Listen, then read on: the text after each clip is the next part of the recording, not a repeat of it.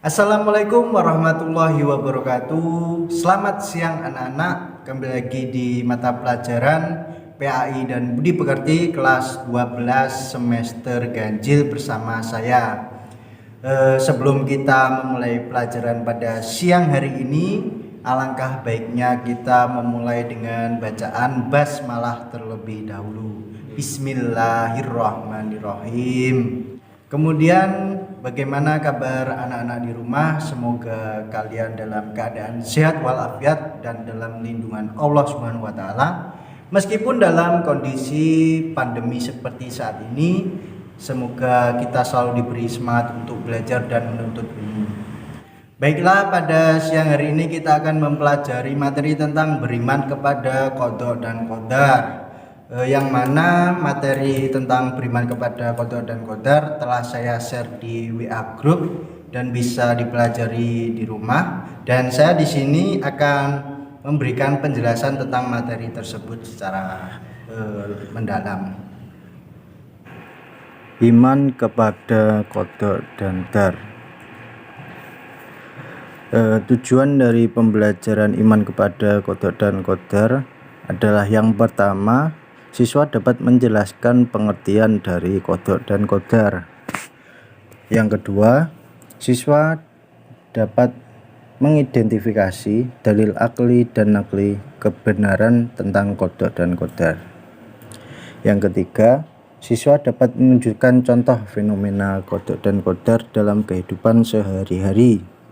Dan yang keempat, siswa diharapkan mampu mengimplementasikan iman kepada qada dan qadar Allah Subhanahu wa taala dengan sikap optimis, berikhtiar dan bertawakal. Pengertian qada menurut bahasa memiliki beberapa pengertian, yaitu hukum, ketetapan, pemerintah, kehendak, pemberitahuan, penciptaan. Sedangkan menurut istilah, qada berarti ketetapan Allah sejak zaman azali sesuai dengan irodahnya atau ketetapan tentang segala sesuatu yang berkenaan dengan makhluk.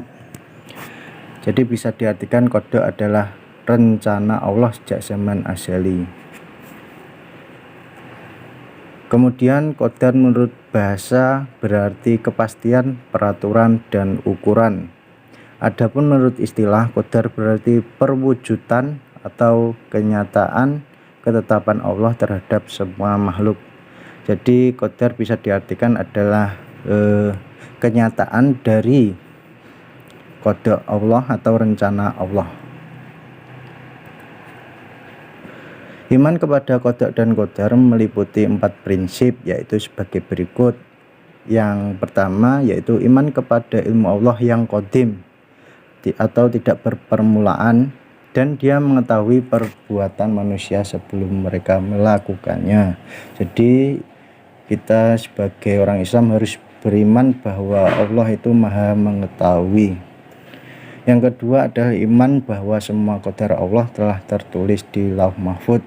Jadi semua kenyataan di dunia ini adalah salah satu qadar Allah yang telah ditulis di Lauh Mahfuz. Yang ketiga, iman kepada adanya kehendak Allah yang berlaku dan kekuasaannya yang bersifat menyeluruh. Jadi kita sebagai umat Islam harus beriman bahwa Allah itu maha berkuasa atas segalanya. Dan yang keempat, iman bahwa Allah adalah zat yang mewujudkan makhluk. Allah adalah sang pencipta dan yang lain adalah makhluk. Kita harus beriman bahwa Allah itu Maha Esa atau satu-satunya, tidak ada makhluk apapun di dunia ini yang menandinginya. Kemudian dalil akli dan nakli tentang qada dan qadar. Yang pertama adalah Quran surat Al-Qamar ayat 54 yang artinya sesungguhnya kami menciptakan segala sesuatu menurut ukuran atau takdir. Jadi Allah telah menciptakan segala sesuatu di dunia ini berdasarkan ukuran atau takdirnya. Yang kedua adalah Quran surat Al-Hadid ayat 57 yang artinya tidak ada suatu bencana apapun yang menimpa di bumi dan tidak pula pada diri kalian, melainkan telah tertulis dalam kitab Lauh Mahfuz sebelum kami menciptakannya. Sesungguhnya yang demikian itu mudah bagi Allah. Jadi segala sesuatu yang menimpa manusia atau yang ada di bumi sebelumnya telah tertulis di Lauh Mahfuz dan merupakan takdir Allah, dan itu semua adalah mudah bagi Allah. Yang ketiga ada dalam sebuah hadis Rasulullah SAW bersabda yang artinya sesungguhnya seseorang itu diciptakan dalam perut ibunya selama 40 hari dalam bentuk nutfah atau tetesan air yang sangat kecil, kemudian 40 hari menjadi segumpal darah, dan 40 hari menjadi segumpal daging. Kemudian Allah mengutus malaikat untuk meniupkan ruh ke dalamnya dan menuliskan 4 ketentuan, yaitu tentang rezekinya, ajalnya, amal perbuatannya, dan jalan hidupnya sengsara atau bahagia. Jadi ketika manusia ditiupkan ruhnya, Allah telah menentukan rezekinya, ajalnya, amal perbuatannya, dan jalan hidupnya. Kewajiban iman kepada qada dan qadar. Diriwayatkan bahwa suatu hari Rasulullah SAW didatangi oleh seorang laki-laki yang berpakaian serba putih dan rambutnya sangat hitam. Lelaki itu bertanya tentang Islam, iman, dan ihsan. Tentang keimanan, Rasulullah SAW menjawab yang artinya, hendaklah engkau beriman kepada Allah, malaikat-malaikatnya, kitab-kitabnya, rasul-rasulnya, hari akhir, dan beriman pula kepada qadar atau takdir yang baik ataupun yang buruk. Jadi Rasulullah menjawab tentang keimanan, salah satunya berisi tentang qada dan qadar, bahwasanya sebagai orang Islam harus mengimani qada dan qadar Allah, baik itu takdir yang baik ataupun yang buruk. Macam-macam takdir menurut ulama dibagi menjadi 2. Yang pertama adalah takdir mu'alaq, yaitu takdir mu'alaq adalah takdir yang erat kaitannya dengan ikhtiar manusia. Misalnya seorang siswa bercita-cita ingin menjadi seorang insinyur pertanian. Untuk mencapai cita-citanya, ia belajar dengan tekun dan sungguh-sungguh. Akhirnya apa yang ia cita-citakan menjadi kenyataan. Itu adalah salah satu contoh takdir mu'alaq yang berkaitan dengan ikhtiar atau usaha manusia. Yang kedua adalah takdir mubram, yaitu takdir yang terjadi pada diri manusia dan tidak dapat diusahakan atau tidak dapat ditawar lagi oleh manusia. Contohnya ada orang yang dilahirkan dengan mata sipit, atau dilahirkan dengan kulit hitam, dilahirkan di Jawa, Sumatera, dan lain-lain. Itu adalah salah satu takdir mubram.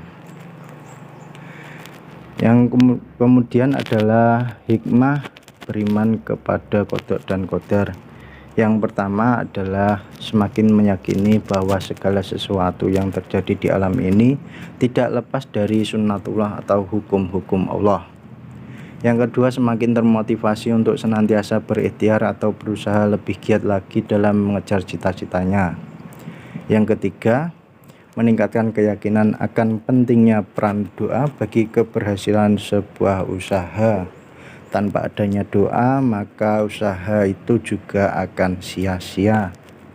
Yang keempat, meningkatkan optimisme dalam menatap masa depan dengan ikhtiar yang sungguh-sungguh. Jadi hidup dengan pikiran yang optimis akan menghasilkan hasil yang optimis juga.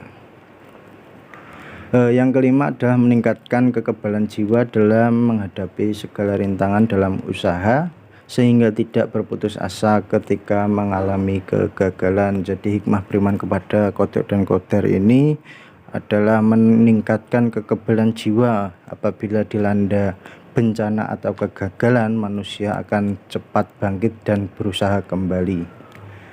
Yang keenam adalah menyadarkan manusia bahwa dalam kehidupan ini dibatasi oleh peraturan-peraturan Allah yang tujuannya untuk kebaikan manusia itu sendiri.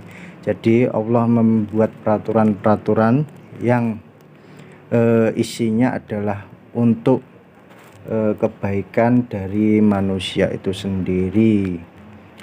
Demikian tadi penjelasan dari materi beriman kepada qada dan qadar.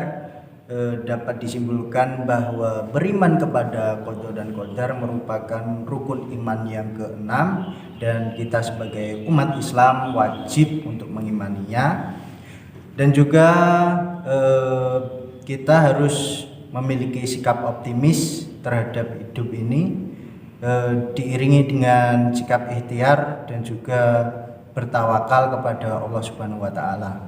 Apabila ada pertanyaan bisa ditanyakan melalui grup WA, dan untuk tugas kalian di rumah adalah menuliskan kembali Quran surat Al-Hadid ayat 57 lengkap beserta artinya, dikirim ke WA saya maksimal pukul 10 malam. Baiklah, mari kita akhiri pelajaran pada siang hari ini dengan bacaan hamdalah bersama-sama. Alhamdulillahirrabbilalamin. Sekian dari saya, apabila ada kurang lebihnya saya mohon maaf, semoga bermanfaat. Wallahu muwaffiq ila aqwamit thoriq. Wassalamualaikum warahmatullahi wabarakatuh.